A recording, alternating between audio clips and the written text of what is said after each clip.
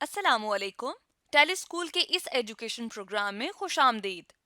ये programme TV पर हुकूमत पाकिस्तान और सबक फाउंडेशन की शराकत से पेश किया जा रहा है। इसके लेसन्स पाकिस्तान के तमाम तालीमी बोर्ड बशमूल कैम्ब्रिज के सिलेबस के मुताबिक तैयार किए गए हैं, जिसमें एजुकेशन कंटेंट सबक फाउंडेशन प्रोवाइड कर रही है। सबक फाउंडेशन की वेबसाइट सबक.pk पर केजी से 12वीं जमात तक वीडियोस और प्रैक्टिस टेस्ट बिल्कुल मुफ्त दस्तियाब हैं। हमारे आज के बायोलॉजी का लेसन है डाइजेशन इन ह्यूमन, जो कि फेडरल, पंजाब, केपीके और बलूचिस्तान बोर्ड की 9th क्लास की बुक के चैप्टर 8 का टॉपिक है, जबकि सिंध बोर्ड की 9th क्लास की बुक के चैप्टर 9 का टॉपिक है। और आज के लेसन में हम ये जानने की कोशिश करेंगे कि स्टमक के अंदर डाइजेशन कैसे होती है। इसके अलावा इंटेस्टाइनल डाइजेशन के बारे में भी डिटेल से डिस्कस करेंगे। आज के बायोलॉजी के लेसन और इससे मुंसलिक वीडियोस को घर बैठे देखने के लिए आप सबक.pk की वेबसाइट पर जा सकते हैं। यहाँ पर तमाम बोर्ड्स की 9वीं से 12वीं जमात तक बायोलॉजी के सारे टॉपिक्स पर वीडियोस और प्रैक्टिस टेस्ट बिल्कुल मुफ्त मौजूद हैं। इनके ज़रिए आप अपने कॉन्सेप्ट्स को पुख्ता करके इम्तिहानात में शानदार नंबर हासिल कर सकते हैं। स्टूडेंट्स, आज हम पढ़ेंगे डाइजेशन इन स्टमक के बारे में। तो अगर हम बात करें स्टमक की कि स्टमक क्या होता है, तो स्टमक हमारे डाइजेस्टिव सिस्टम का पार्ट होता है, यानी कि ये एलिमेंट्री कैनाल का पार्ट होता है। तो एलिमेंट्री कैनाल के अंदर oral cavity, pharynx, oesophagus, small intestine और लार्ज इंटेस्टाइन और स्टमक शामिल हैं। तो अगर हम बात करें स्टमक की, तो स्टमक क्या है? स्टमक एलिमेंट्री कैनाल का डायलेटेड पार्ट होता है, यानी कि ये एलिमेंट्री कैनाल का मोस्ट ओपन पार्ट होता है, ज़्यादा ये खुला सा पार्ट होता है।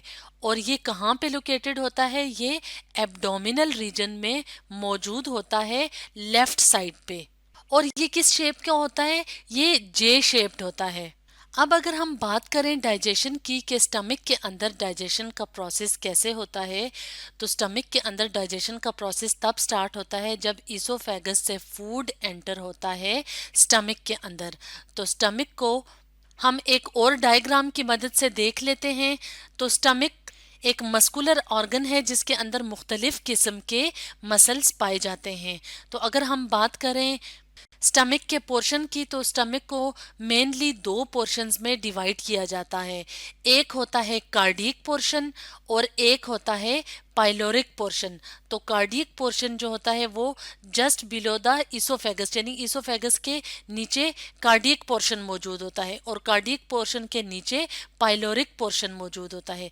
अब अगर हम बात करें कार्डियक स्फिंक्टर मसल्स की कि ये कौन से मसल्स होते हैं, तो जब फूड ईसोफेगस से स्टमक की तरफ एंटर होता है तो कार्डियक स्फिंक्टर मसल्स की मदद से फूड एंटर होता है ईसोफेगस से स्टमक के अंदर। तो कार्डियक स्फिंक्टर मसल्स कहाँ मौजूद होते हैं? कार्डियक स्फिंक्टर मसल्स मौजूद होते हैं ईसोफेगस और स्टमक के दरमियान। इसी तरह पाइलोरिक स्फिंक्टर मसल्स कहाँ पे मौजूद होते हैं? पाइलोरिक स्फिंक्टर मसल्स मौजूद होते हैं स्टमक और स्मॉल इंटेस्टाइन के दरमियान। तो फूड इसोफेगस से स्टमक में एंटर होता है कार्डियक स्फिंक्टर की मसल्स की मदद से, और डाइजेशन के बाद स्टमक से फूड स्मॉल इंटेस्टाइन में एंटर होता है पाइलोरिक स्फिंक्टर मसल्स की मदद से। अब अगर हम स्टमक के मसल्स की बात करें, तो स्टमक के मसल्स 3 लेयर्स में अरेंज्ड होते हैं। और वो कौन कौन सी लेयर्स हैं? वो लेयर्स हैं म्यूकोजा, सब म्यूकोजा और मस्क्यूलरिस लेयर। तो जो म्यूकोजा होती है, जो म्यूकोजल लाइनिंग होती है, वो स्टमक की सबसे इंटरनल लाइनिंग होती है। उसके बाद दरमियानी लाइनिंग को कहते हैं सब म्यूकोजा, और जो थर्ड लेयर होती है जो बाहर की तरफ होती है वो मस्क्यूलरिस होती है। तो अब अगर हम बात करें म्यूकोजा लेयर की, जो मसल लेयर है, तो इसके अंदर मौजूद होते हैं गैस्ट्रिक ग्लैंड्स। और गैस्ट्रिक ग्लैंड्स जो कि म्यूकोजल लेयर में मौजूद होते हैं, ये कब एक्टिव होते हैं? ये एक्टिव होते हैं गैस्ट्रन हार्मोन की मदद से। और जब फूड एंटर होता है स्टमक के अंदर तो गैस्ट्रिक ग्लैंड्स क्या करते हैं? अपनी सिक्रीशंस स्टमक के अंदर ऐड करते हैं। और गैस्ट्रिक ग्लैंड्स की सिक्रीशंस कौन सी होती हैं? गैस्ट्रिक ग्लैंड्स की सिक्रीशंस को कहते हैं गैस्ट्रिक जूस। तो गैस्ट्रिक जूस की नेचर क्या होती है? Gastric juice acidic in nature होता है, यानी कि इसकी नेचर तेजाबियत वाली नेचर होती है। तो अगर हम बात करें म्यूकोजल लाइनिंग की, जो कि इनर मोस्ट लेयर है मसल्स की स्टमक के अंदर, तो इसके अंदर 3 मुख्तलिफ तरह के सेल्स मौजूद होते हैं। यानी कि म्यूकोजा के अंदर जो सेल्स होते हैं, यानी कि जो गैस्ट्रिक ग्लैंड्स होते हैं, वो 3 तरह के होते हैं। तो अगर हम सबसे पहले बात करें चीफ सेल्स की, कि चीफ सेल्स क्या होते हैं, तो चीफ सेल्स सिक्रीट करते हैं प्रोटीन डाइजेस्टिंग एंजाइम। तो प्रोटीन डाइजेस्टिंग एंजाइम जब इनएक्टिव होता है तो वो क्या कहलाता है? वो कहलाता है पेप्सिनोजिन। तो पेप्सिनोजिन जब एक्टिवेट होता है तो वो क्या रिलीज करता है? पेप्सिनोजिन एक्टिवेटेड फॉर्म में पेप्सिन कहलाता है। और पेप्सिन क्या करता है? किस चीज की डाइजेशन में मदद करता है? पेप्सिन मदद करता है फूड के प्रोटीन पार्ट की डाइजेशन में। यानी कि जो हम खुराक खाते हैं, जो खुराक ओरल कैविटी के जरिए से फेरेंक्स से होता हुआ ईसोफेगस में जाता है और ईसोफेगस से स्टमक में एंटर होता है, उस पोर्शन में जो प्रोटीन का पार्ट होता है उसकी डाइजेशन कौन करवाता है? कौन सा एंजाइम? पेप्सिन। तो पेप्सिन क्या करेगा? प्रोटीन की डाइजेशन करवाएगा और प्रोटीन तब्दील हो जाएगा पॉलीपेप्टाइड्स और शॉर्ट पेप्टाइड चेन्स में। अब अगर हम बात करें पॉलीपेप्टाइड्स की, तो पॉलीपेप्टाइड्स क्या होते हैं? Long chains of amino acids. और अमाइनो एसिड्स क्या होते हैं? अमाइनो एसिड्स होते हैं बिल्डिंग ब्लॉक्स ऑफ प्रोटीन। यानी कि अब प्रोटीन की तोड़ फोड़ हो गई है पेप्सिन एंजाइम की मदद से अमाइनो एसिड्स में। और अमाइनो एसिड्स की जब लॉन्ग चेन्स होती हैं तो वो क्या कहलाती हैं? पॉलीपेप्टाइड्स। तो पेप्सिन ने क्या डाइजेस्ट किया? प्रोटीन। ये तो थे गैस्ट्रिक ग्लैंड्स के चीफ सेल्स जो अपना रोल प्ले करते हैं प्रोटीन की डाइजेशन में। अब हम बात करते हैं सेकंड टाइप ऑफ सेल्स की, जो कि क्या कहलाते हैं? Parietal cells. तो पेराइटल सेल्स क्या सिक्रीट करते हैं? पेराइटल सेल सिक्रीट करते हैं हाइड्रोक्लोरिक एसिड को। तो हाइड्रोक्लोरिक एसिड ही की वजह से जो गैस्ट्रिक ग्लैंड्स की सिक्रीशंस होती हैं उसकी नेचर एसिडिक होती है। अब हाइड्रोक्लोरिक एसिड का क्या काम है? हाइड्रोक्लोरिक एसिड सबसे पहले तो क्या करता है? फूड को, यानी कि जो स्टमक के अंदर खुराक पहुंचती है उसको सॉफ्ट करने का काम करता है, उसको नरम करता है। इसके अलावा फूड के अंदर जो पैथोजेंस यानी जो डिजीज कॉजिंग ऑर्गेनिजम्स या माइक्रो ऑर्गेनिजम्स होते हैं उनको किल भी करता है। और इसके अलावा इसका एक और फंक्शन ये है कि जो चीफ सेल से पेप्सिनोजिन पैदा होता है, सिक्रीट होता है, उसको ये एक्टिवेट करता है पेप्सिन में। यानी पेप्सिनोजिन की जो कन्वर्जन होती है पेप्सिन में, तो वो कौन करवाता है? किसकी हेल्प से होती है? हाइड्रोक्लोरिक एसिड की मदद से। और हाइड्रोक्लोरिक एसिड को कौन सिक्रीट करते हैं? Parietal cells. अब हम बात करते हैं थर्ड काइंड ऑफ सेल्स की, जो कि गैस्ट्रिक ग्लैंड्स के सेल्स हैं। उसकी जो थर्ड काइंड है वो है म्यूकस सेल्स की। तो म्यूकस सेल्स का क्या काम है?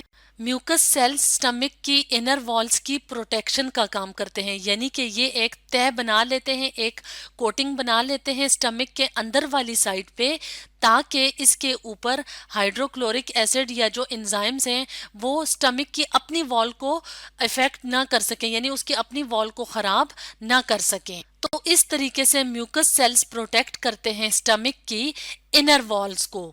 तो ये तो था स्टमक के अंदर मौजूद म्यूकोजल लाइनिंग में सिचुएटेड गैस्ट्रिक ग्लैंड्स का, यानी कि गैस्ट्रिक ग्लैंड्स कैसे अपनी सिक्रीशन स्टमक के अंदर डालते हैं और स्टमक जो है वो फिर मुसलसल फूड की डाइजेशन का प्रोसेस करता जाता है। तो स्टमक के जो मसल्स होते हैं ये स्टमक के अंदर मौजूद फूड के ऊपर कैसे अपना काम करते हैं, स्टमक के मसल स्ट्रांगली कॉन्ट्रैक्ट करते हैं, तो फूड यानी कि चर्निंग एक्शन करते हैं। तो चर्निंग एक्शन से क्या होता है, स्टमक के अंदर जो मौजूद फूड होता है वो तब्दील हो जाता है सेमी लिक्विड फ्लूइड में, जिसको क्या कहते हैं, जिसको कहते हैं काइम। तो काइम कहाँ बनता है, काइम बनता है स्टमक के अंदर। और कैसे बनता है, चर्निंग एक्शन ऑफ स्टमक से। और चर्निंग एक्शन कैसे होता है, मस्कुलर जो स्टमक के मसल्स होते हैं वो स्ट्रॉन्ग मस्कुलर कॉन्ट्रैक्शंस करते हैं, तो उस वजह से क्या होता है, उस वजह से फूड कन्वर्ट हो जाता है पार्शियली डाइजेस्टेड फूड में। और वो किस फॉर्म में होता है, थिक सेमी फ्लूइड मैस की फॉर्म में होता है। और इसके अलावा इसके अंदर इस यानी जो कायम होता है उसके अंदर क्या होती हैं, डाइजेस्टिव सिक्रीशंस। और डाइजेस्टिव सिक्रीशंस कहाँ से आती है, जैसे कि हमने पहले डिस्कस किया कि जो गैस्ट्रिक ग्लैंड्स होते हैं वो अपनी सिक्रीशंस मुसलसल स्टमक में डालते हैं। तो डाइजेस्टिव सिक्रीशंस और पार्शियली डाइजेस्टेड फूड जो है वो किस फॉर्म में होता है, थिक सेमी लिक्विड फॉर्म में, जिसको कहते हैं काइम। तो अगर हम एक और डायग्राम की मदद से देखें तो कैसे हमें काइम नजर आता है, हमें काइम इस तरह का सेमी लिक्विड फ्लूइड की फॉर्म में नजर आता है। और ये कैसे होता है, जैसे कि आप इस डायग्राम में देख रहे हैं कि स्टमक की जो मस्कुलर लेयर्स हैं वो मुसलसल कॉन्ट्रैक्ट कर रही हैं, रिलैक्स कर रही हैं। और ये इन कॉन्ट्रैक्शंस के नतीजे में क्या होता है, चर्निंग एक्शन, यानी कि चर्निंग एक्शन से फूड कन्वर्ट हो जाता है काइम में। तो जब स्टमक अपना रोल प्ले कर लेता है फूड की डाइजेशन में, तो फूड स्टमक के अंदर कंप्लीटली डाइजेस्ट नहीं होता, बल्कि कुछ हिस्सा फूड का डाइजेस्ट होना होता है स्मॉल इंटेस्टाइन में। तो फूड स्मॉल इंटेस्टाइन में एंटर कहाँ से होता है, पाइलोरिक स्फिंक्टर की मदद से एंटर होता है first part of small intestine, जिसको डियोडेनम कहते हैं। तो यहाँ पे अब फूड एंटर होता है स्टमक के डाइजेशन के बाद।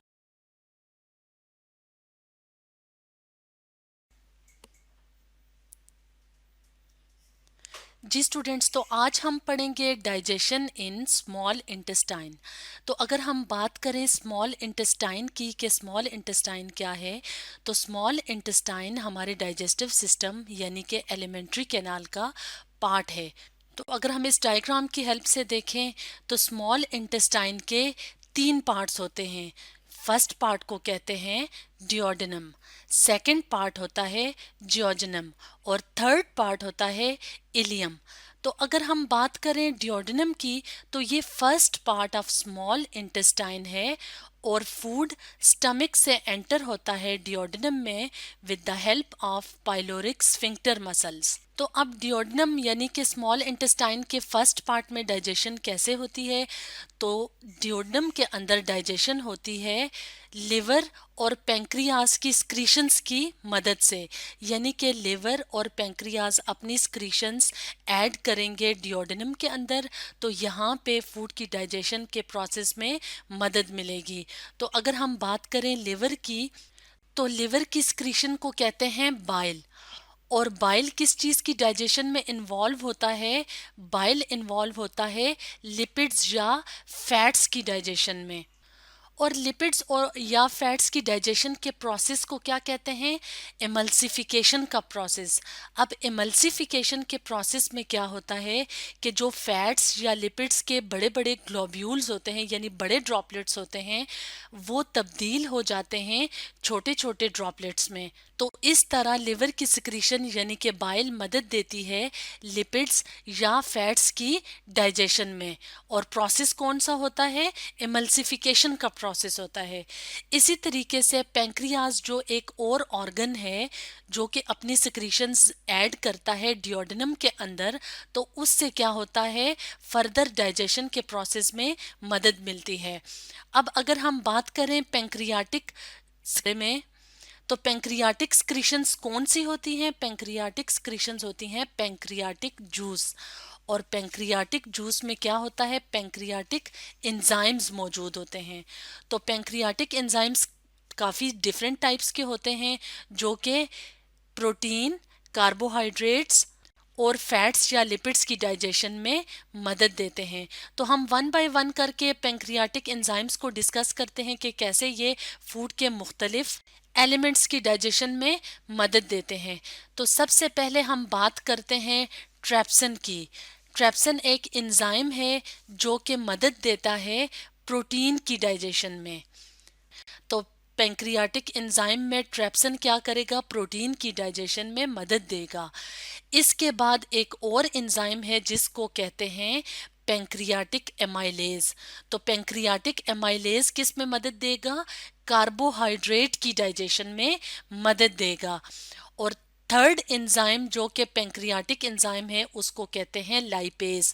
और लाइपेज मदद देता है फैट्स की डाइजेशन में, यानी कि फैट्स की जो या लिपिड्स की डाइजेशन होगी वो किसकी मदद से होगी, वो लाइपेज की मदद से होगी। और ये तीनों एंजाइम्स किसका पार्ट हैं, पेंक्रियाटिक एंजाइम्स का पार्ट हैं।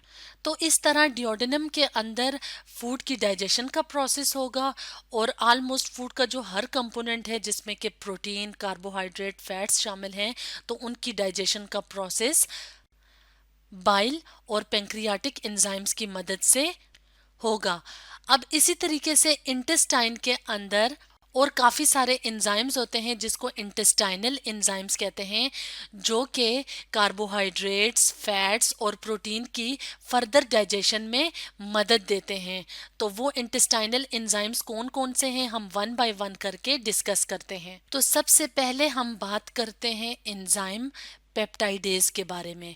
तो एंजाइम पेप्टाइडेज क्या करता है, एंजाइम पेप्टाइडेज करेगा डाइजेशन ऑफ पेप्टाइड्स, और पेप्टाइड्स किस में कन्वर्ट हो जाएंगे, अमाइनो एसिड्स में।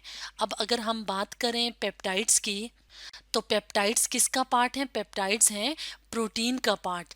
यानी कि अमाइनो एसिड्स की जो लंबी लंबी चेन्स होती हैं उनको पॉलीपेप्टाइड्स कहा जाता है। और पेप्टाइडेज की मदद से ये पेप्टाइड्स ब्रेक डाउन होंगे सिंपलर मॉलिक्यूल्स में, यानी कि सिंपलर एलिमेंट्स में, यानी अमाइनो एसिड्स में। और अमाइनो एसिड्स क्या हैं, बिल्डिंग ब्लॉक ऑफ प्रोटीन। इसी तरह हम एक और एंजाइम की बात करते हैं जो कि इंटेस्टाइनल एंजाइम है। वो कौन सा एंजाइम है, वो है सुक्रेज। तो सुक्रेज क्या करेगा, सुक्रेज इन्वॉल्व है डाइजेशन ऑफ सुक्रोज में। और सुक्रोज क्या है, कार्बोहाइड्रेट है। यानी कि सुक्रेज तब्दील हो जाएगा ग्लूकोज और फ्रुक्टोज में। और ग्लूकोज और फ्रुक्टोज क्या है, कार्बोहाइड्रेट की सिंपलर फॉर्म्स हैं। यानी कि सुक्रेज की मदद से कार्बोहाइड्रेट की डाइजेशन का प्रोसेस होता है। इसी तरह एक और एंजाइम है लैक्टेज।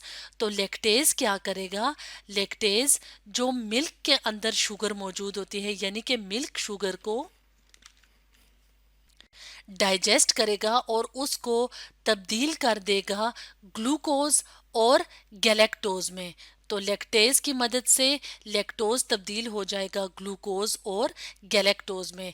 इसी तरह एक और एंजाइम है जिसको कहते हैं माल्टेज।